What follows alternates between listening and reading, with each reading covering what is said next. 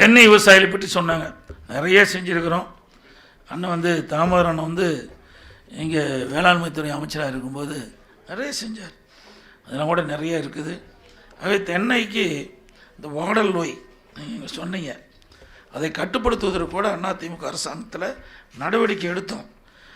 அதற்காக இன்றைக்கி மத்திய அரசுகிட்ட நாங்கள் நிதி கேட்டு பெற்று கிட்டத்தட்ட 754 கோடி 754 கோடி அதற்காக நிதி பெறுவதற்குண்டான முயற்சி எடுத்து முதற்கட்டமாக 20 கோடி கொடுத்தாங்க. அந்த வெள்ளை பூச்சிலாம் விழுந்தது. அந்த பூச்சியை விழுகிறதுக்கு இன்னொரு பூச்சி விழுகிறதுக்கு கூட நாங்கள் நடவடிக்கை எடுத்தோம். அது மட்டும் இல்லை, இன்றைக்கு மத்திய தென்னை வளர்ச்சி வாரியத்தின் மூலமாக அம்மாவுடைய ஆட்சியில் இருக்கும்போது 100 ஏக்கர் நிலம் தென்னை விவசாயிகளுக்காக தென்னை சிறப்பு உற்பத்தி மையம் எக்ஸலன்சி சென்டர் மற்றும் தென்னை நாட்டு பண்ணைக்காக வழங்கப்பட்டது.